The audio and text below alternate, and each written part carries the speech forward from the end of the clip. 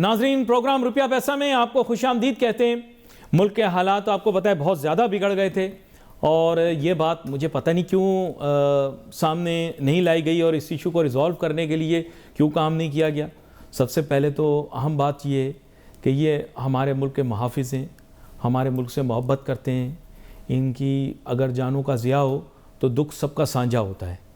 اور میرا ایسا خیال ہے کہ جو واقعات پچھلے 2 دن پہلے پیش آئے یہ انتہائی افسوسناک تھے۔ اللہ تعالیٰ ہمارے ملک کے لیے، ہمارے ملک کے محافظوں کے لیے خیریت کرے، خیریت کا سلسلہ کرے۔ بڑے مشکل وقت سے ملک گزرا۔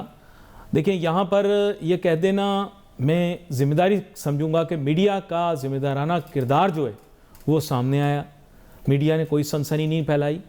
یہ آپ دیکھیں پاکستان کا میڈیا کتنا ذمہ دار، با اخلاق اور خوش مزاج میڈیا ہے۔ ایسا میڈیا دنیا میں ہر ملک کے حکمرانوں کو ملے، اور میں خواہش بھی یہی کرتا ہوں، کوشش بھی کرتا ہوں کہ اس کی اپریشیشن بھی ہو، کیونکہ میڈیا کا جاب جو ہوتا ہے یہ ایک خطروں سے بھرا ہوا ہوتا ہے، اور ہم آپ سمجھیں کہ معاشرے کے جیسے آپ سمجھیں کہ ملک کی جو حدود ہوتی ہیں ان کی حفاظت پاک افواج کے ہاتھ میں ہوتی ہے، اس لیے اسی طرح نظریاتی حدود جو ہوتی ہیں اس ملک کی، وہ پاکستان کا میڈیا جو ہے وہ ان نظریاتی حدود کی حفاظت کرتا ہے۔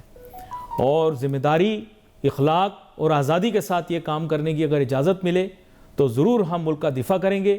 بالکل جیسے ٹویٹر اتنے سال بند رکھا گیا، بے وجہ بند رکھا گیا، اور جب ہندوستان کے ساتھ جنگ ہوئی تو آپ نے دیکھا پاکستان کے نوجوان، پاکستان کی عوام ٹویٹر پر اور دیگر سوشل میڈیا کے اوپر کس طرح پاک افواج کے ساتھ سیسا پلائی کی دیوار بن کے کھڑی رہی۔ میری خواہش بھی یہی ہے، میری امید بھی یہی ہے کہ میڈیا کی آزادی حکومت کی ترجیحات میں نمبر 1 پر ہوگی اور آگے بھی رہے، اور معیشت کے اوپر خبر دینا اور سچائی سے خبر دینا یہ بہت زیادہ ضروری ہے۔ اور اسی کے ساتھ میں آپ کو بتاتا چلوں کہ دنیا کی معیشت شدید ترین دباؤ کا شکار ہے۔ بٹ کوائن، کرپٹو کرنسی ستیہ ناس، بیڑا غرق ہو گیا۔ جتنے لوگوں نے پیسہ لگایا ایسی کی تیسی ہو گئی، راتوں رات اربوں ڈالر ضائع۔ اس میں پاکستانیوں کا پیسہ بھی شامل تھا۔ ہم تیسرے نمبر پر آتے ہیں دنیا میں کرپٹو کرنسی اڈاپشن میں۔ ستیہ ناس، ضائع، تباہ، برباد۔ پھر اس کے بعد سونا چاندی کے اندر، کیونکہ پاکستانیوں کی عادت یہ کہ ہر اس چیز کے پیچھے بھاگنا، چڑھتے سورج کو سلام کرنا، جو زیادہ چمک رہا ہو اس کے پیچھے جانا۔ تو جب کسی چیز کی ویلیو کم ہوتی ہے، جیسے آپ نے پروگرامات میں دیکھا ہوگا، میں کبھی سولیسٹ نہیں کرتا فائنینشیل ایڈوائس، لیکن میں ہمیشہ یہ بتاتا تھا کہ جو مارکیٹ نہ چل رہی ہو نا بیٹا اس پہ نظر رکھو، جس میں پوٹینشل ہو۔ جو چڑھ چکی ہو، اب جب سٹاک مارکیٹ بیٹا گرے گی نا، خدا نہ خواستہ پھر دیکھنا تم لوگوں کے ساتھ ہوگا کیا۔ ادھر سے ادھر بھاگ رہے ہوگے، کوئی بچانے والا نہیں ہوگا۔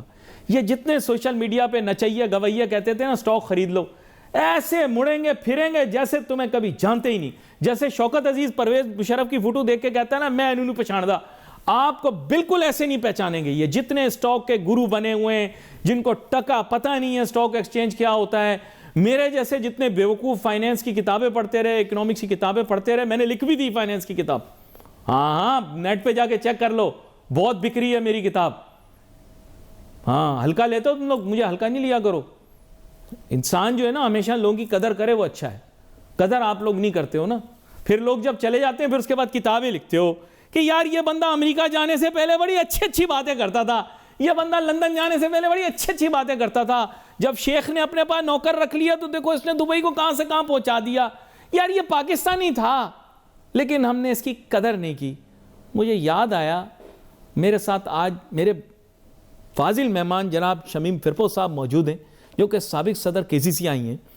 مجھے یاد آئی ایک بات، میں ان کو ذکر کروں گا۔ پہلے تو آپ کو السلام علیکم۔ وعلیکم السلام ورحمۃ اللہ۔ میرے ایک عزیز دوست تھے، انہوں نے دوسری شادی کر لی، تو میں نے ان سے پوچھا کہ بھائی کیسا چل رہا ہے؟ کہہ رہے ہیں علی بھائی شروع میں 2-3 مہینے تو دوسری والی بہت اچھی لگی، لیکن اب پہلی والی بہت یاد آتی ہے۔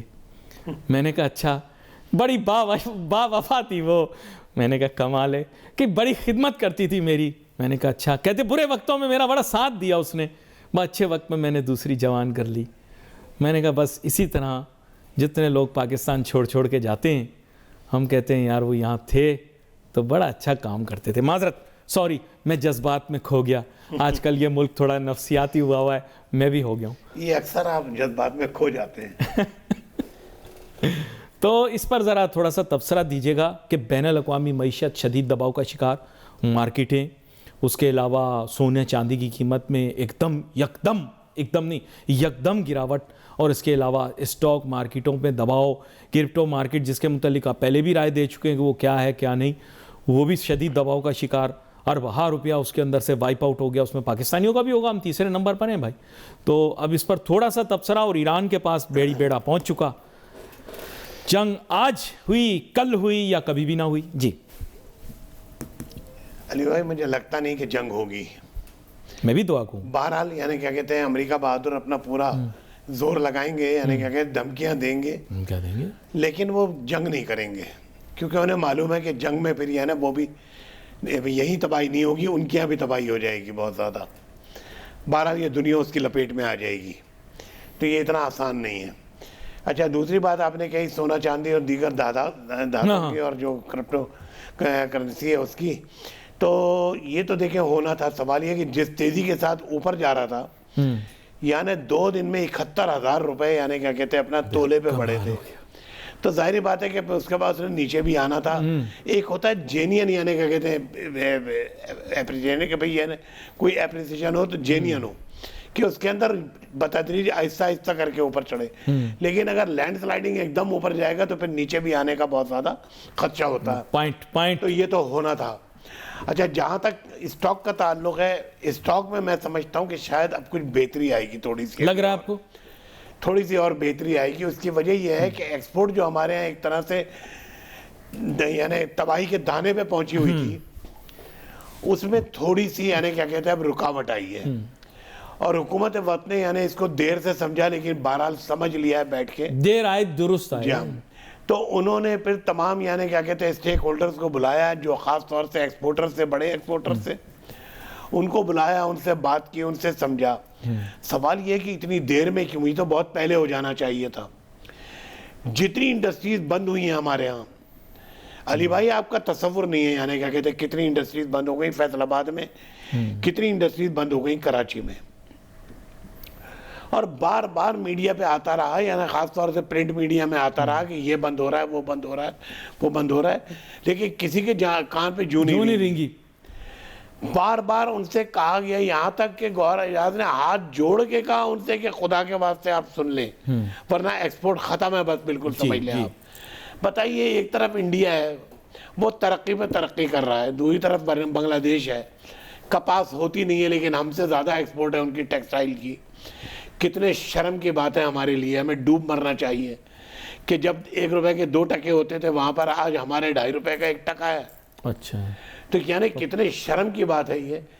انڈیا ہمارے سے, میں جب گیا ایک دفعہ 86 میں, تو وہاں 1 روپے کے 2 روپے تھے, آج ان کے 3.5 روپے کا 1 روپیہ ہے ہمارا. تو ہمیں کہاں یعنی شرم کیوں نہیں آتی ہم کو, کس چیز میں ہم کم ہے؟ اللہ نے ہمارے یہاں ساری نعمتیں دے رکھی ہیں. تو آپ کو دے دی نا ریلیف, دے دی ایکسپورٹروں کو ریلیف دے دی, ریفائنانس کا ریٹ بڑھا دیا, سوری کم کر دیا آپ کے لیے, احسان تھوڑی کیا, یہ بجلی سستی کر دی آپ کے لیے بھائی, احسان تھوڑی, نیلے پاسپورٹ دے دیا آپ کو, امبیسڈر بنا دیا. وہ نیلے پاسپورٹ بھی انہیں 2 سال کے لیے, 2 سال آنکھ میچتے گزر جاتے ہیں. میرا کہنا ہے کہ اچھی بات ہے, دینا چاہیے. اس طرح سے انسان میں ذرا سا ایک کریج محسوس ہوتا ہے اس کو کہ یار حکومت وقت نے مجھ کو کچھ اہمیت دی, لیکن اس کو کم سے کم 5 سال ہونا چاہیے. یہ نہیں کہ بھئی یعنی کیا کہتے ہیں 2 سال تو انڈسٹری لگانے میں, پروڈکشن میں آنے وانے میں گزر جاتے ہیں. تو وہ انڈسٹری تو جب لگائے گا جب آپ 5 سال کرو گے, تو وہ کہے گا یار یہ بینیفٹ میرے لیے ہے, تو اس کو مجھے یعنی کیش کرنا ہے. لیکن جب آپ اس کو 2 سال کے لیے رکھو گے, تو وہ تو سوچ کے خالی کاغذوں پر یہ رہ جائے گا کہ بھئی ابھی میں کب لگاؤں گا اور کب جناب والی کیا کہتے ہیں پروڈکشن میں آؤں گا. تو اتنی دیر میں 2 سال گزر جائیں گے.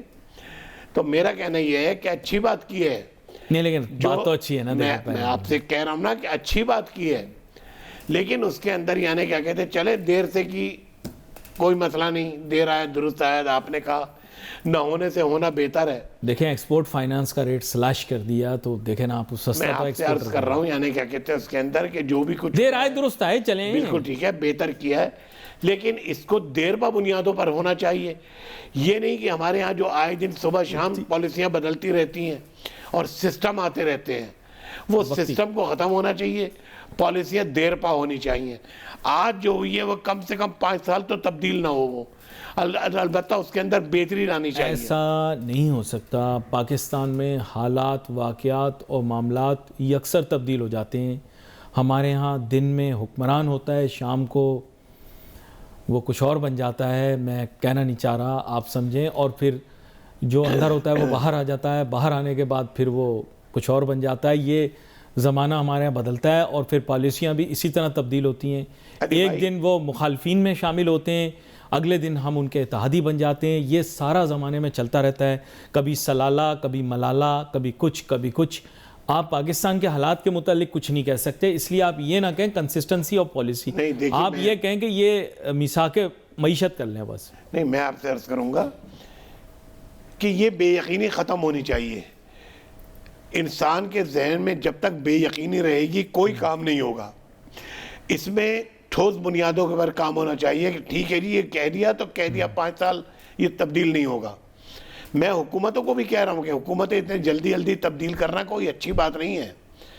بہرحال پھر وہ اپنے حساب کتاب میں لگ جاتے ہیں کہ پتہ نہیں کتنے دن ہے کتنے نہیں, تو وہ اپنا حساب کتاب میں لگ جاتے ہیں. ان کے بھی پلک جھپکتے ہی ختم ہو جاتے ہیں دن, سب کا یہی سین ہوتا ہے. میں وہی عرض کر رہا ہوں کہ یہ بے یقینی ہمارے ہاں سے ختم ہونی چاہیے. اس کے اوپر پائیدار بنیادوں کے اوپر کام کرنا چاہیے, تب یعنی معیشت بحال ہوگی. ورنہ ادروائز اسی طرح سے دگرگوں چلتی رہے گی, آج کچھ ہے کل کچھ ہے, آج کچھ ہے کل کچھ ہے. نہیں تو اس پالیسی فریز کے لیے پھر سپرا باڈی کی ضرورت ہے. وہ آپ کو دی سپرا باڈی, لیکن وہ تو خود بھی بول رہی ہے کہ آپ IMF کے دباؤ کے تحت کوئی پالیسی میکنگ نہیں کر سکتے. جو بھی پالیسی میکنگ کریں گے اس میں IMF کو شراکت دار بنانا لازم ہے. علی بھائی, میں آپ سے یہ کہہ رہا ہوں کہ مشرف نے IMF سے جان چھڑا دی تھی نا, یہ آج بھی ڈویبل ہے آپ کے پاس. اس نے بہت بڑا اخلاقی کمپرومائز کیا تھا اور میڈیا نے ساتھ دیا تھا. سچ بات یہ ہے کہ ورنہ وہ کامیاب نہ ہو پاتا. بھائی میں جس طرح کے کمپرومائز اس نے کیے وہ تو پھر بات نہیں لائی جا سکتی, دنیا میں نہیں ہے. وہ ڈیسیجن لیتا تھا فوری, وہ سوچ بچار نہیں کرتا تھا. یعنی میں تو اس سے واقف ہوں کہ میں جب صدارت میں تھا میری 3 دفعہ ملاقاتیں ہوئیں. جس میٹنگ کو وہ پہلی میٹنگ میں ختم کرتا تھا نا, وہیں سے وہ شروع کرتا تھا واپس. اس کو وہ ساری بات یاد ہوتی تھی اور وہ کہتا تھا آپ بتائیں پہلے کہ بھئی آپ نے مجھ سے یہ کہا تھا, اس کے اوپر کیا کیا آپ نے, عمل کیا کیا. کراچی ایسے ہی نہیں بنا تھا. وہ مصطفیٰ کمال کو اگر اس نے چھوٹ دی تھی تو مصطفیٰ کمال سے پوچھتا بھی تھا کیا کیا اور کتنے دن میں ہوگا یہ بتاؤ. تو اس کے اوپر وہ سارے کام ہوئے تھے. میرا کہنے کا مقصد یہ ہے کہ کام لینے والا, کام کرنے والا ان تمام چیزوں سے پرے ہوتا ہے. بالکل وہ سارے کام کر لیتا ہے. Every thing is doable. کوئی چیز ایسی نہیں ہے. نیت آپ کی اچھی ہونی چاہیے. اللہ نے ہمارے ہاں اتنے ذخائر دیے ہیں, اتنے معدنیات دیے, اتنی چیزیں دی ہیں. اب آپ نے ایک PIA بیچ دیا. بہرحال میں اس کے اوپر نہیں دیکھیں, یہ نہیں, آپ کے کاروباری طبقے کو بیچا ہے, آپ تنقید نہیں کر سکتے. کھلا بولی کروائیے. نہیں, میری بات سنیں بھائی, آپ لوگ بھی کر لیتے ہیں, بھائی میری بات تو سنیں. میں کب کہہ رہا ہوں کہ بھئی یعنی کیا کہتے ہیں برا کیا. میں کہہ رہا ہوں کہ اس کے اندر بھی مختلف چیزیں جو آ رہی ہیں وہ سمجھ سے باہر ہیں. سوال یہ ہے کہ اگر 1 ارب 35 کروڑ میں آپ نے دیا, نہیں 135 ارب میں دیا, سوری, تو 135 ارب میں سے مجھے سننے میں یہ آ رہا ہے کہ آپ کو صرف 10 ارب ملیں گے, اور باقی یعنی کیا کہتے ہیں جو پیسے ہیں وہ 125 ارب اسی کمپنی میں چلے جائیں گے. تو کھاتے داری کا سسٹم جسے ہم کہتے ہیں اکاؤنٹنگ. ارے بھائی پہلے سن تو لیں آپ. میں یہ کہہ رہا ہوں کہ وہ 125 ارب جب اسی کمپنی میں چلے گئے تو کمپنی تو پرائیویٹ ہو گئی, وہ تو لوگوں کی ہو گئی, تو اسی میں پیسے تو آپ نے 125 ارب تو انہی کو واپس کر دیے, تو آپ نے خالی 10 ارب لیے. تو میں کہہ رہا ہوں باقی اثاثے آپ کے پاس بہت موجود ہیں جو آپ سے پیسہ کھا رہے ہیں, ان کو بھی آپ یعنی پاکستان شٹیل کو بھی کر دیں, ہم نے کب منع کیا. میں یہی تو کہہ رہا ہوں نا کہ یعنی اس کو بھی کریں, جو بھی کریں, لیکن سامنے آئے تو اسے دیں گے نا. آپ بولی جتنی لگائیں گے اتنے کی دیں گے نا. ارے سر ایسی بات نہیں ہے, بہت پڑے ہیں لیکن نیتیں صاف ہونی چاہیے. پہلے سب سے پہلے نیتیں صاف ہونی چاہیے. نیتیں صاف ہوں گی تو سارے کام ہوں گے. کراچی والے بہت سارے لوگ ہیں جنہوں نے لاہور میں ری رولنگ ملیں لگائی ہیں, وہ یہ بتانا تھا, چلو بتا دیتے ہیں, کوئی بات نہیں. تو میں کہتا ہوں کہ ان کو بولیں وہ سٹیل مل لینا. میں آپ سے عرض تو کر رہا ہوں کہ بھائی لینے والے یہاں بہت موجود ہیں, لیکن سوال یہ سب سے پہلے اپنی پالیسیز کو ٹھیک کریں, اس کے بعد کی یعنی کیا کہتے ہیں کھینچاتانی سے ان کو باز رکھیں. جو آدمی آگے بڑھتے ہوئے ڈرتا ہے وہ اس وجہ سے ڈرتا ہے کہ بعد میں جس قسم کی اس سے کھینچاتانی کی جاتی ہے. نہیں دیکھیں، میں آپ کے سامنے ایک چھوٹا سا فلسفہ رکھتا ہوں. بھٹو صاحب کے ساتھ جس کے بھی کوئی سیاسی اختلافات ہوں میں کچھ کہہ نہیں سکتا، لیکن بھٹو صاحب کی ایک ویژن تھی کہ پاکستان لوہے کے جو سیکٹر ہے اس میں خود کفیل ہو جائے. اس کے لیے انہوں نے پاکستان اسٹیل کی بنیاد رکھی. اب ان کے بعد آنے والوں نے بھی تو اسٹیل انڈسٹری پر کام کرنا تھا، کسی نے نہیں کیا. کس کی کمی رہی؟ اس کے بعد پرائیویٹ سیکٹر آیا، آپ نے ان کی نیشنلائزیشن کو برا کہا. بہتوں نے کیا اور وہ اسٹیل مل نقصان سے واپس نفع میں آئی، لیکن اس کے باوجود پھر ہمارے ہاں میں آپ سے کہہ رہا ہوں کہ نیتوں کا فقدان ہے. ایسے آدمی کو جلد یعنی وڈرا کر لیا جاتا ہے جہاں سے ان کے مقاصد حل نہیں ہوتے. اس کے بعد پھر ایسے ہی لوگوں کو آگے بڑھا دیا جاتا ہے جن سے ان کے مقاصد حل ہونے ہوتے. تو خیر اللہ جانتا ہے دلوں کے راز پہلے، لیکن اعمال کا دار و مدار نیتوں پر ہی ہوتا ہے. لیکن میں یہ کہہ رہا ہوں کہ عمل درآمد اور کارکردگی کو بھی دیکھنا پڑتا ہے نا سر. یقیناً دیکھنا پڑتا ہے. تو لوگوں کی کارکردگی بھی تو ہم دیکھیں گے نا. بات یہ کہ بھائی تو جو اچھے لوگ ہوتے ہیں جب کام کرتے ہیں تبھی تو نفع میں آتا ہے وہ، لیکن نفع میں آتا ہے تو اس کے بعد اس کو ہٹا دیا جاتا ہے، پھر دوسرے ناکارہ کو بٹھا دیا جاتا ہے. یہ بھی تو ہم ہی کرتے ہیں اور کون کرتا ہے؟ ابھی بھی باہر والے آن کے تھوڑی کرتے ہیں. نجکاری کیے جانے والے اثاثوں کی ایک لمبی فہرست ہے. ابھی صرف ہم PIA میں کامیاب ہوئے ہیں، بہت لمبی فہرست ہے جس میں ہم نے، میرا ایسا خیال ہے کہ ہم نے اپنے ذہن میں $2 ارب رکھے ہوئے ہیں کہ $2 ارب ہمیں موصول ہوں گے. آپ کے خیال سے کیا $2 ارب موصول کرنا اس سال میں جون سے پہلے نجکاری کے عمل سے ممکن ہوگا کہ نہیں؟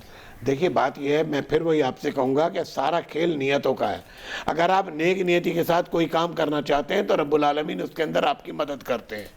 اور آپ نے خود کہا کہ 9 لگی ہوئی ہے نجکاری کے لیے. ہاں 9 لگی ہوئی، بہت لمبی فہرست. تو یعنی کیا کہتے ہیں وہ اس کے اندر یہی طریقہ اپنائیں کہ اپنے پاکستانیوں کو دیں اور اس کے بعد پھر اسی سے قرضے اتاریں. یہ نہیں کہ وہ پیسے کھا جائیں، وہ پیسوں سے قرضہ اتاریں. قرضہ اتاریں گے آپ تو آپ یعنی IMF سے جان چھوٹے گی آپ کی. اور یہ کوئی بڑی بات نہیں ہے. آپ کے پاس اللہ نے اتنے وسائل دیے ہیں، اتنے معاملات ہیں کہ آپ اس کے اوپر نیک نیتی کے ساتھ عمل کریں تو یہ سارے قرضے ختم ہو سکتے ہیں. میں معیشت کا بنیادی معیشت کا طالب علم ہوں. میں آپ کو یہ بات بتا دوں کہ جو موجودہ حالات ہیں اور جو پاکستان نے شرح نمو اپنے لیے مقرر کیے، پاکستان IMF کے چنگل سے اگلے کئی سالوں تک نہیں نکل سکتا. مجھے پتہ ہے یہ بری خبر ہوگی، لوگوں کو برا لگے گا اور ظاہری بات ہے، لیکن میں کلیئر آپ کو بتا دوں کہ جو فیگرز نمبرز ہیں، ایک طالب علم ہونے کے ناطے میں آپ کو بتا رہا ہوں، پاکستان IMF کے چنگل سے کئی سال تک نہیں نکل سکتا. یہ میں نے آپ کو بتا دی بات. آپ برا لگے اچھا لگے، آپ نفی بھی کر سکتے ہیں، میری بات کی نفی بھی کر سکتے ہیں. اگر برا بھی لگے گا تو مجھے کیا فرق پڑے گا؟ میں نے تو اسی میں سانس لینا ہے، یہیں مر جانا ہے. تو میرے لیے تو میری تو کوئی حالت بدلے گی نہیں. میں تو اس چیز کے لیے ذہنی طور پہ تیار ہوں کہ اگر اس ملک میں رہنا ہے تو اسی طرح چلنا ہے، اسی طرح رہنا ہے. تو بھائی کرنے والوں کی بات ہے. میں آپ سے کہہ رہا ہوں کہ ہر چیز ڈویبل ہے. کریں تو صحیح، شروع تو کریں، اس کے اوپر عمل تو کریں. نیک نیتی تو لے کر آئیں پہلے. وہ کہہ رہے ہیں نیک نیتی لے کر آئیں گے تو سارے کام آسان ہو جائیں گے. وہ تھوڑا مشکل کام ہے نیک نیتی والا، کیونکہ باقی میں بتا رہا ہوں وہ بڑا مشکل کام ہے. خود بھی جانتے ہیں اس بات کو. مجھے لگتا ہے یہ بھی تسلیم کریں گے اس بات کو کہ نیک نیتی تو بڑا مشکل ہے پاکستان کے اندر لانا. لیکن کم از کم یہ ہے کہ عمل درآمد کے لیے ایک جسے آپ کہیں ایکشن پلان ضرور تجویز کیا جا سکتا ہے. 100% کرنا چاہیے. تو اسٹارٹنگ پوائنٹ نہیں ہے نا. وہ بول رہے ہیں تاجر صنعت کار ہمیں اسٹارٹنگ پوائنٹ دے دیں، ہم شروع کرتے ہیں. وہ کہہ رہے ہیں اسٹارٹنگ پوائنٹ تاجر برادری یہ دیتی ہے کہ تاجر برادری کے رہنما آتے ہیں، کہتے ہیں ہمارا یہ والا کام کر دیں، میری فیکٹری کا فلاں پرمٹ دے دیں، وہ میرا یہ والا FBR کا کام کر دیں اور میرا یہ والا کام کروا دیں، یا میرے ساتھ یہ جوڑی دار آیا ہے اس کا کروا دیں. بس اس کے علاوہ کوئی بات نہیں کرتے. میری بات سنیں، میں جہاں ہو اس کے اوپر تو عمل درآمد کرنے چاہیے. وہ انہی کے قریبی لوگ جو ہوتے ہیں جو ان تک رسائی حاصل کر سکتے ہیں وہ کرتے ہوں گے. میں منع نہیں کرتا اسے. لیکن جو چیمبرز ہیں، جو فیڈریشن ہیں، جو ایسوسیشنز ہیں، آپ ان کو بلائیں، ان سے بات کریں اور پھر جہاں ہم استعمال ہو کہ ہمارے لیے یہ کر دیں اس کے اوپر عمل درآمد کریں. دیکھیں آپ لوگوں کی جو تجاویز ابھی گئی ہیں یا جو جاتی ہیں وہ یہ ہوتی ہیں گیس کے نرخ کم کر دو، بجلی کے نرخ کم کر دو، انٹرسٹ ریٹ کم کر دو، فلانی ڈیوٹی کم کر دو، فلانا ٹیرف کم کر دو، وہاں ایکسائز کم کر دو. یہ سر تجاویز سے حکومت متفق نہیں ہے. حکومت کہتی ہے کہ یہ تجاویز آپ بتا رہے ہیں یہ مانیٹری تجاویز ہیں، آپ پالیسی تجاویز دیں. پالیسی تجاویز دیکھیں میری بات سنیں. ہاں نہیں وہ کہہ رہے نا ہمیں پالیسی بنیادی تجاویز چیزیں 3 ہیں انڈسٹری کو چلانے کے لیے. سب سے پہلے بجلی, گیس اور پانی. جی جب آپ کے ملک میں ہی 2 ریٹ ہو کہ کراچی میں کچھ اور ریٹ ہو اور پنجاب میں کچھ اور ریٹ ہو, پانی کا آپ کو میں بتا رہا ہوں آپ کو, جی جی چھوٹا سا فرق نہیں ہے, 1 گنے کا یعنی ڈبل نہیں ہے, 5 گنے کا فرق ہے. تو آپ اس بات کا اندازہ لگائیے کہ جب یہاں آپ کو نیتوں میں فطور ہو اور آپ کسی کو تو نوازنا چاہتے ہیں اور کسی کو آپ برباد کرنا چاہتے ہو, نہیں تو یہاں پہ یہ پالیسیاں برا نہ مانیے گا. دریا سے نہیں سن تو لے دریا سندھ کراچی شہر سے اتنا ہی دور ہے جتنا دریا راوی لاہور سے دور ہے, اور دریا راوی تو کافی حد تک سوکھ گیا تھا, صرف سیلاب میں سیراب ہوا. تو میں آپ سے یہ جاننا چاہتا ہوں کہ آپ ایک چلتے دریا سے صرف 40 میل دور ہیں, تو آپ کو پانی کیوں مہنگا ملتا ہے؟ آپ اس سوال کا جواب ڈھونڈیں. آپ یہ سوال نہ پوچھیں کہ لاہور والے خوشحال کیوں ہیں, اس کی بہت ساری وجوہات ہیں, وہ میں آپ کو پروگرام کے بعد اور بیچ میں بھی بتا دوں گا. لیکن 40 میل دور آپ سے بھی دریا سندھ ہے, بہہ رہا ہے, آپ کو پانی کیوں مہنگا مل رہا ہے, یہ سوال ہونا چاہیے. سر میں آپ سے عرض کر رہا ہوں کہ میں آپ سے یہی تو پوچھ رہا ہوں کہ جہاں اس طرح کی یعنی دوغلی پالیسیاں بنائی جائیں کہ پنجاب کو آپ سیراب کر رہے ہیں اور سندھ کو آپ سکھا رہے ہیں. نہیں تو دریا چل رہا ہے نا, آپ ان سے پوچھیں نا پانی کیوں نہیں دے رہے. پنجاب کا قصور تھوڑی ہے, یہاں پانی آ رہا ہے. بھائی میں کب پنجاب, میں تو حکومت وقت سے پوچھ رہا ہوں, میں پنجاب سے نہیں پوچھ رہا. پنجاب کو تو یہاں سے بہت کچھ جا رہا ہے, لیکن میں اس کے اوپر بھی اعتراض نہیں کر رہا ہوں. چھوڑ دیں, کوئی بات نہیں. سارے پیسے یہیں کے لگ رہے ہیں وہاں پر, لیکن میں اس پہ بھی کچھ نہیں کہہ رہا. چھوڑ دیں آپ اس کو علی بھائی. اچھا, ہم نے منع کیا NFC کے اندر ممبر پورے نہیں ہو رہے, یہ سندھ کا کام ہے یا پنجاب کا کام ہے؟ NFC کے ممبر پورے کرنے شمیم فرپو صاحب کو بلا لیں, ہم نے منع کیا ہے. پڑھے لکھے آدمی ہیں, ان کو آپ ورکنگ کمیٹی میں بٹھا لیں, یہ 100 تجاویز دے دیں گے. اب آپ کمیٹی میں نہیں ہیں, اس کا قصور پنجاب کا تھوڑی ہے. میری جان میں آپ سے ایک عرض کر رہا ہوں, گودی یہاں پر ہے, دریا سمندر یہاں پر ہے, لیکن یہاں سے جتنی چیزیں اترتی ہیں, سب سے پہلے تیل لے لیں, کیا یہاں پہ کچھ اور ریٹ ہیں اور اس کے 5 گنے ریٹ کیا پشاور میں ہے؟ مائنر سا ڈیفرنس ہوتا ہے. بھائی مائنر سا ڈیفرنس تو وہ تو کوئی مسئلہ ہی نہیں ہے. میں تو آپ کو 5 گنے کی بات کر رہا ہوں پانی میں. نہیں 5 گنا نہیں, میں آپ سے کہہ رہا ہوں زیادہ ہے. نہیں میں یہ بول رہا ہوں 5 گنا زیادہ ہے. زیادتی ہے, میں مان رہا ہوں. یہی تو میں کراچی والوں کے ساتھ بہت زیادتی ہے. یہی میں کہہ رہا ہوں آپ سے کہ کراچی کی صنعتوں کو تو لگتا ہے کہ تباہ کرنے پہ لگے ہوئے ہیں کہ یہاں سے ہی ختم ہو جائے. کراچی کے سارے لوگ جو ہیں باہر چلے جائیں, وہاں سے ریمیٹنس بھیجیں, یہاں رہے نہیں وہ دماغ اچھے. بھائی میں آپ سے کہہ رہا ہوں یہ بات, آپ میں بیٹھے ہوئے, آپ کے سامنے ہو رہا ہے. بیٹھے ہوئے نہیں, آپ کے سامنے ہو رہا ہے نا, ہو تو رہا ہے, یہ میں مانتا ہوں. تو ہو رہا ہے تو آپ اس کو تسلیم کیجئے نا بھائی. میں اختلاف آپ سے نہیں کر سکتا. اس کی وجہ یہ ہے کہ میں نے تو شروع میں آغاز میں یہ کہہ دیا کہ پڑھے لکھے تعلیم یافتہ لوگ جب پاکستان سے جاتے ہیں تو مجھے اس کی قطعی خوشی نہیں ہوتی, بلکہ مجھے اچھا نہیں لگتا کہ وہ جا رہے ہیں.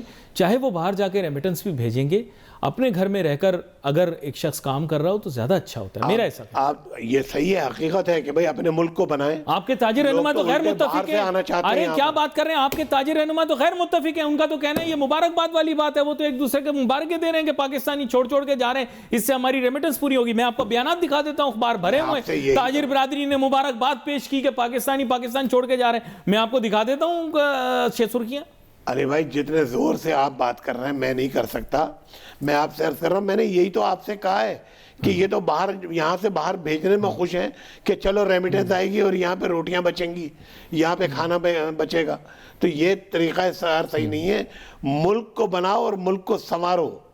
اصل چیز ہے یہ کہ باہر سے بھی جو لوگ ہیں ان کو یہاں بلاؤ کہ وہ بھی یہاں پر آئیں. اور خدا گواہ ہے لوگ آنا چاہتے تھے یہاں پر, جو درمیان میں ہماری کیفیت ہو گئی تھی, الحمدللہ لوگ آنا چاہتے تھے اور آئے ہیں, تسلیم کرتا. لیکن اس کے بعد پھر کیا ہوا, حالات آپ نے اتنے خراب کر دیے کہ جو یہاں ہیں وہ بھی جانا چاہتے ہیں. نہیں, حالات پہلے بھی خراب ہو گئے تھے. لوگ امید کی بنیاد پر آئے تھے, امیدیں ساری ٹوٹ گئیں, لوگ واپس چلے گئے.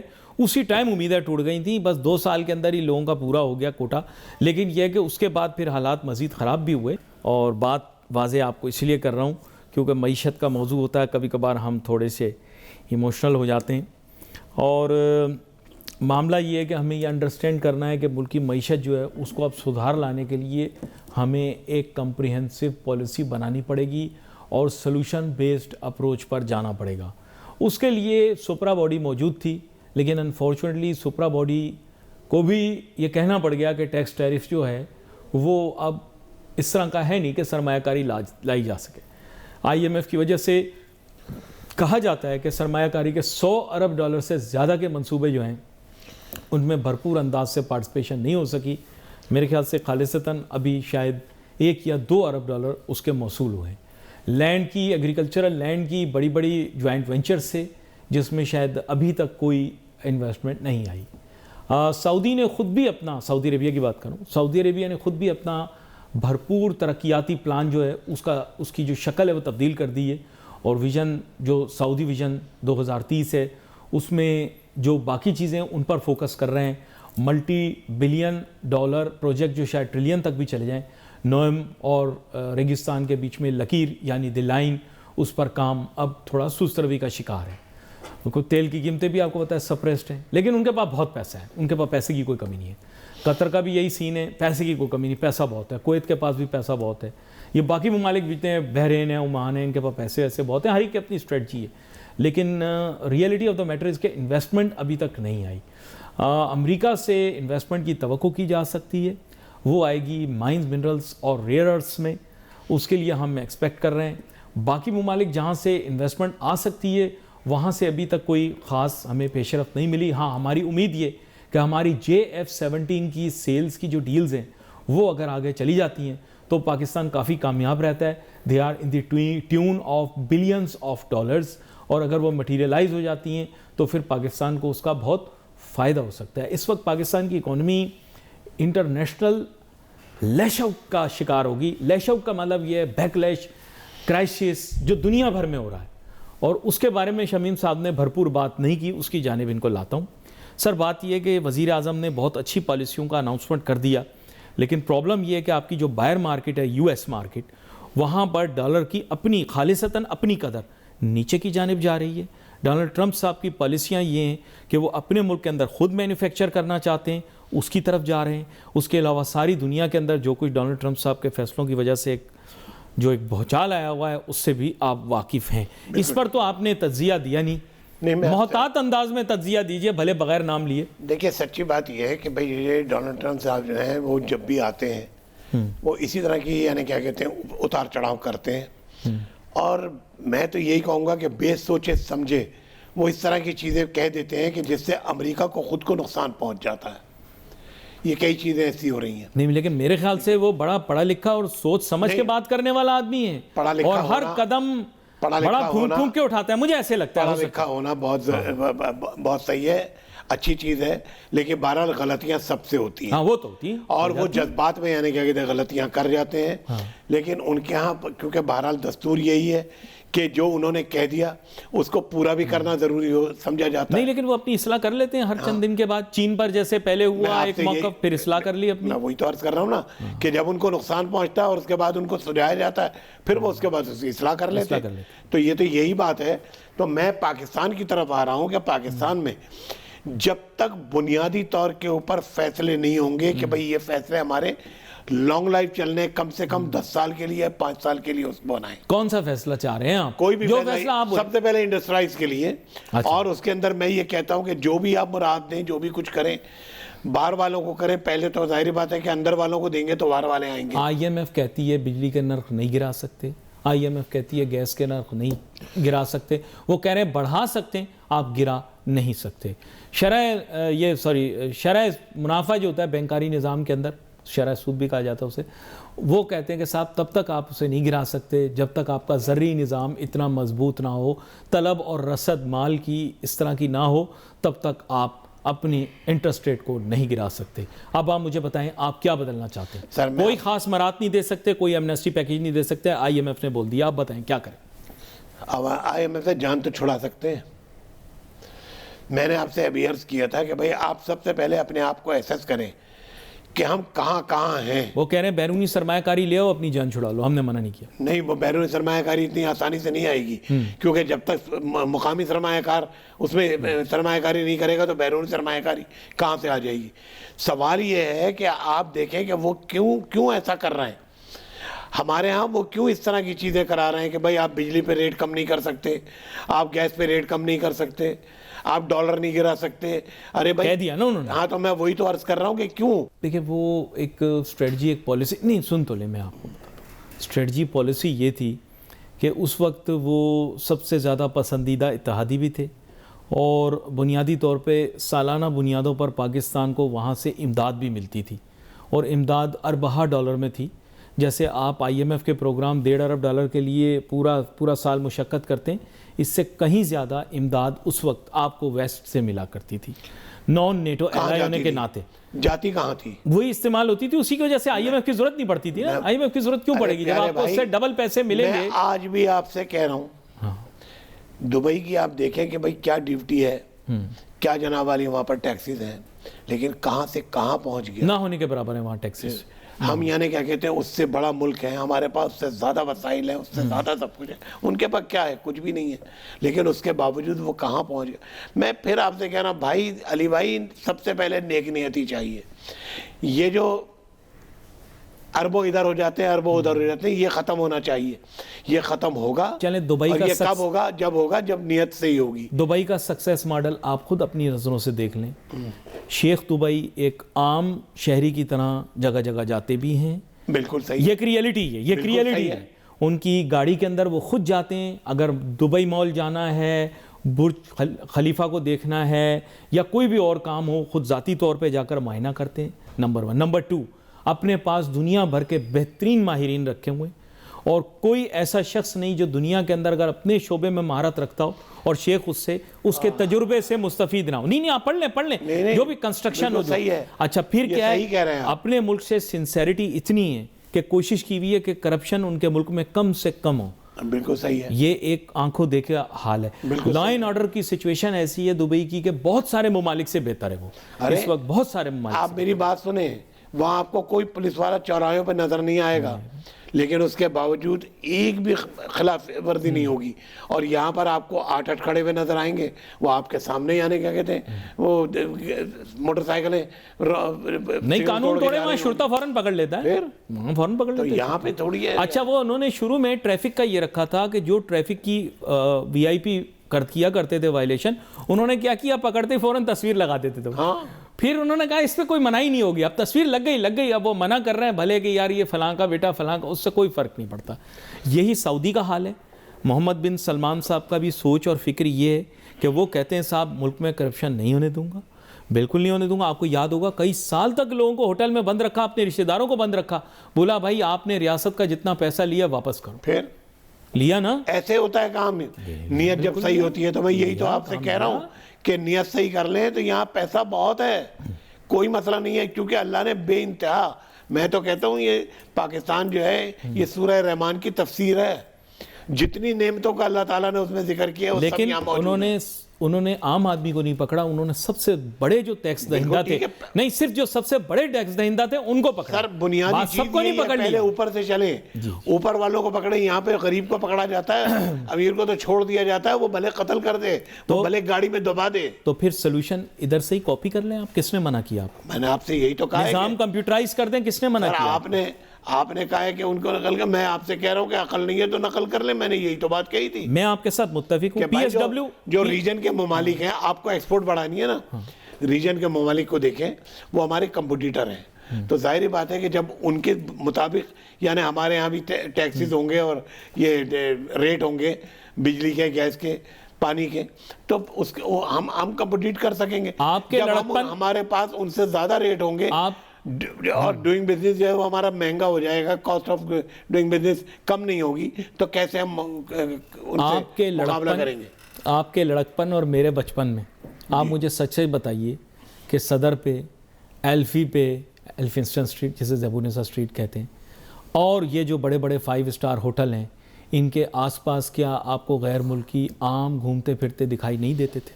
ہاں بالکل, شاپنگ کرتے تھے, بالکل دکھتے. یہ جو مارکیٹ مشہور ہے پاکستان کے اندر کپڑوں کے لیے صدر کے اندر موجود, کیا یہاں باہر غیر ملکیوں کا رش نہیں ہوتا تھا؟ ہاں ہوتا ہے الحمدللہ. ایئر ہوسٹس اور اس کے علاوہ فلائٹ پرسر یہ سب سے پہلے یہاں آتے تھے. کوئی شپ اگر پورٹ پہ لگتی تھی تو سب سے پہلے غیر ملکی آ کر یہاں پر آتے تھے. لیدر کا سامان لیتے تھے. کہاں پہ یہ جو جگہ ہے, کیا نام سر؟ ہینڈی کرافٹ لیتے تھے کوآپریٹو مارکیٹ سے. لیدر کا سامان لیتے تھے, یہ پتہ نہیں میرے ذہن سے نکل رہا ہے, وہیں پر ہی موجود ہے ایک مارکیٹ, ہے پینوراما سینٹر سے لیدر کا سامان لیتے تھے. پھر یہ کپڑے لیتے تھے زینب مارکیٹ سے. پھر اس کے بعد یہ میں آپ کو بتا رہا ہوں یہ ایک روٹین یہ تھی. بالکل سامنے کارپٹ والا بیٹھا ہوا تھا, ایسا ہی تھا شال والا کراچی. بیٹھا ہوا تھا. کراچی ایسا ہی تھا. جی جی بالکل صحیح کہہ رہے ہیں. جی جی تھا. جی جی بالکل. میں آج بھی ہو سکتا ہے, کوئی ایسا مسئلہ نہیں ہے. اچھا تنگ نظری تب بھی تھی لیکن یہ لوگ اپنے لباس نہیں, اللہ تعالیٰ رحم کرے. تنگ نظری تب بھی تھی لیکن یہ اپنے لباس میں گھومتے تھے, کوئی روکنے والا نہیں تھا, کوئی روک ٹوک نہیں تھی. مانتے ہیں آپ کے نہیں مانتے؟ ہر ایک کو دیکھیے آپ کے الگ الگ اپنے جہاز لے کر آتا ہے. 5 آدمی آ رہے ہیں اگر اسلام آباد سے تو 5 جہاز الگ الگ آ رہے ہیں. ایک اس میں آ رہا ہے, ایک اس میں آ رہا ہے, ایک اس میں آ رہا ہے. ارے بھائی کیا ہے یار. نہیں میں یہ بول رہا ہوں کہ اس کا مطلب پہلے کراچی نہیں, یہ نہیں کہ بھئی یعنی کیا کہتے ہیں وہ 5 پبلک اس میں آ رہے ہیں نہیں, لیکن میں یہ اسٹیبلش کر رہا ہوں کہ کراچی ریجنل ہب تھا کہ نہیں تھا یہ بتائیں. میں آپ سے عرض تو کر رہا ہوں بھائی کہ تھا. میں نے تو کہا ہے کہ تھا, ہے نہیں اب. شاپنگ کے لیے کراچی کا مرکز ہوتا تھا طارق روڈ, بہادر آباد. وہیں پہ شروع میں آپ نے آغاز بھی کیا اپنے کاروبار کا. صحیح بول اسٹریٹ بہت یعنی ایلفین اسٹریٹ جو ہے, ہاں ہاں, اب یعنی بعد میں پھر وہ اس کا نام تبدیل کیا گیا, زیبونسا اسٹریٹ. زیبونسا اسٹریٹ ہو وہ گیا. انگریزوں کی جتنی گلیاں جو تھیں نا, مین فیلڈ اسٹریٹ, یہ وہ سب کے نام بدل دیے. ہم نے پاکستانی نام رکھ کے یہ سمجھ لیا کہ ہم نے انہیں بدل لیا. لیکن میں آپ کو بتاؤں انگریز کی کیا پلاننگ تھی کراچی کے لیے. پتہ نہیں شمیم صاحب اتفاق کریں نہ کریں, کیا پلاننگ کی ہوئی تھی. سر ابھی بھی واٹس ایپ وغیرہ پہ جو میں آ رہے ہیں کہ 1960 کا کراچی کیا تھا. اپنے نقوش جو چھوڑ کے گئے ہیں نا, لندن شہر بنا دیا تھا, یقین کرو اس کو. فریئر ہال, واہ واہ کیا بات, کیا بنایا ہوا تھا. یار ڈرامے چلتی تھی. آپ سوچیں آج بسیں نہیں چل رہی ہیں, یعنی کیا کہتے ہیں یہ گل پلازا پر ہی ٹرام اسٹیشن ہوتا تھا. میں نے گل پلازا پہ ٹرام اسٹیشن ہوتا تھا. ساری ٹرامیں رات کو وہیں کھڑی ہوتی تھیں. اچھا نہیں, مجھے پتہ نہیں تھا, میں نے سنا ہے. نہیں میں نے دیکھی ہے. اچھا آپ نے دیکھی ہے؟ میں نے دیکھا ہے, میں نے ٹراموں میں سفر کیا ہے بہت. کیسا سفر تھا؟ ٹھیک تھا, آرام دہ, زبردست ہوتا تھا بالکل. بندر روڈ کے اوپر وہ 2 وے چلتی تھی, ادھر جاتی تھی اور آتی بھی ادھر ہی سے تھی. تو اس کے اوپر ذرا سا مسئلہ ہوتا تھا کہ بھئی یعنی لوگوں کو کاپی نہیں کریں, آپ خالی ریورس گیئر لگا لیں, پیچھے جائیں تھوڑا سا, آپ کو مل جائے گی چیز. نہیں آپ بول رہے ہیں نا کہ وہاں سے نقل کر لیں, نقل کرنے کی ضرورت نہیں, آپ خالی ریورس گیئر لگائیں. وہ دور ہی اپنے لیے واپس. سڑکیں دھلتی تھی کراچی کی, لوگ ہاں بالکل دھلتی تھی, ہم نے دیکھی ہیں. سڑکیں دھلتی تھی, میں نے دیکھی ہیں. لو آج کل تو کچھ علاقوں میں تیمم کا سلسلہ کرنا پڑتا ہے, پانی نہیں آ رہا, کم ہے. نہیں میں یہ نہیں بول رہا سب کے لیے کم ہے. گھوڑے اونٹ گاڑی یہ وہ سب چلتے تھے, اور ریلیز ہوتی تھی تو باقاعدہ دھلتی تھی. اور اب تو آپ کا باؤزر ختم ہو گیا, وہ شکر ہے. وہ نہیں تو وہ پلاسٹک کی آگ اور پھیلا دیتے, اللہ معاف کرے, اللہ نے بچا لیا. ان لوگوں نے کبھی کبھار یہ سمجھتے نہیں ہیں. اس دن بھی شمیم صاحب بتا رہے تھے کہ اس کے لیے اسپیشلائزڈ ضرورت ہے, اسپیشلائزڈ ٹریننگ کی. ہر شہری کو ٹریننگ لینی چاہیے. اور یہ گل پلازا کا مسئلہ بھی اب میرے خیال اب تو بھول جائیں گے لوگ, ہفتہ 10 دن گزریں گے, کوئی اور نیا تماشا کھڑا ہو جائے گا. نہیں یہ اللہ اپنی حفظ و امان میں رکھے رب العالمین. نہیں ہمارے لوگ تو بھول جاتے ہیں.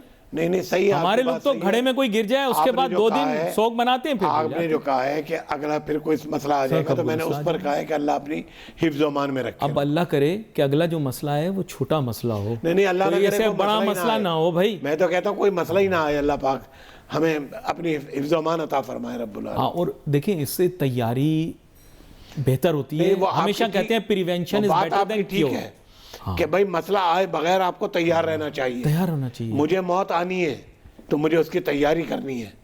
یہ نہیں کہ موت آئے گی تو اس کے بعد پھر میں کروں گا, نہیں, مجھے پہلے سے کرنی ہے نا. یہ تو آپ نے تصوف کی باتیں کرنا شروع کر دی. ہماری قوم کو تصوف کی باتیں آج کل پسند نہیں ہیں. یہ مزاحیہ باتیں, غیر سنجیدہ باتیں کرنے کی عادی قوم ہے سر. آپ ان کو تصوف کی بات سمجھا کے کیا فائدہ کریں گے. اصلاح کرنی ہو تو انسان یا اپنا سر پتھر پہ مار لے یا پتھر کو اپنے سر پہ مار لے, ایک ہی برابر ہے. بھائی میری باتوں کا برا مت ماننا, میں تو معیشت پہ پروگرام کرتا ہوں, اصلاح کرنی میں نے چھوڑ دی. اچھا یہاں پر میں ویسے کبھی چھوڑنی چاہیے نہیں, لیکن اور مایوس بھی نہیں ہونا چاہیے. انشاءاللہ اللہ تعالیٰ آپ کو اور خاص طور پہ مجھے ہدایت دے سب سے پہلے, پھر آپ لوگوں کو ہدایت دے. میں تصوف پہ آپ لے گئے, آپ تصوف پہ لے گئے. ایک ساتھی کیوں نہ دے, آپ کو بھی دے, مجھے بھی دے, سب کو دے. یہ کیونکہ پہلے مجھے دے, بعد میں دوسرے. نہیں کیونکہ لوگ یہ سوچتے ہیں, ہماری قوم کے لوگ یہ سوچتے ہیں کہ ہم غلطی نہیں کر سکتے. میں یہ کہہ رہا ہوں, ہر شخص یہ بولتا ہے میں صحیح. آپ اجتماعی طور پہ کہیے سب کو اللہ تعالیٰ. آمین آمین آمین. میں نے تو آپ کی بات پہ آمین کہا. اسی بات کو آگے لے جاتے ہوئے سر میں ایک چیز آپ کو بتانا چاہوں گا کہ ایک مشہور فلسفی نے یہ بات کہی کہ غربت بدترین ظلم ہے. غربت بدترین ظلم ہے، اور یہ تب کہا گیا تھا جب انگریز بہادر اس ملک میں موجود اس کے وسائل کو چوس رہا تھا، لے کر جا رہا تھا یہاں سے، تو اندازہ یہ لگایا گیا کہ یہاں پر غربت اور پسماندگی کی وجہ سے لوگوں کو بڑا نقصان ہے۔ میری خواہش تو یہ تھی کہ ان سے اس موضوع کے اوپر اگلی دفعہ پروگرام میں بات کروں، کیونکہ یہ بڑی اچھی بات کرتے ہیں۔ میں ٹی وی کے اوپر ان سے معذرت بھی کر لوں، انہوں نے شکوہ کیا، میں آواز بلند ان پر کبھی نہیں کی تھی، یہ تو میرے استاد ہیں، میں ان سے سیکھتا ہوں، میں جذبات میں بہہ گیا تھا۔ حالات، واقعات و معاملات کے اندر اور قوم کے اندر اصلاحات، اور خاص طور پہ معیشت میں اصلاحات لانے کے لیے میری اور ان کی خواہش برابر ہی ہوگی۔ بے شک ہم سب یہی چاہتے ہیں کہ ہمارا ملک ترقی کرے۔ انہوں نے بھی دعا کی، میں نے آمین کیا، تو یہاں پر ان کا شکریہ ادا کروں گا۔ معیشت میں اصلاحات کی بھی ضرورت ہے، اور اچھی خبر یہ بھی ہے کہ وزیر اعظم صاحب نے خاص پیکج کا اعلان کیا، جس کو اپریشیٹ کیا ہمارے فاضل مہمان نے بھی، لیکن بات یہ ہے کہ ہمیں اس کی رفتار تیز کرنی پڑے گی، اور وزیر اعظم پاکستان جناب میاں محمد شہباز شریف صاحب سے بھی یہی درخواست ہوگی کہ جلد سے جلد معیشت کی بحالی کے لیے جتنے زیادہ اقدامات کر سکیں وہ کریں۔ لیکن انہوں نے حالات کا جو ہے وہ بھی ایک خلاصہ کر کے ہمیں بتا دیا، اور معاملات کا بھی خلاصہ کر کے ہمیں بتا دیا۔ میرے خیال سے جتنے وسائل ان کے پاس ہیں وہ انہی کے اندر ہی کام کر پائیں گے۔ بہت سارے ایسے فیصلے بھی لینے پڑیں گے جو حالات معاملات کی وجہ سے لینے پڑیں گے، یہ بھی انہوں نے اس دن تقریر میں اپنے واضح کر دیا۔ تاجر صنعت کاروں کو بلایا، ان کو عزت بھی دی، لیکن ساتھ ساتھ یہ ہے کہ آگے بھی ہماری خواہش یہ ہوگی کہ حکومت اسی طرح مثبت اقدامات کرتی رہے۔ We wait for message on Facebook. Ali Nasir, ہماری ٹیم کو اجازت دیجیے، اللہ حافظ۔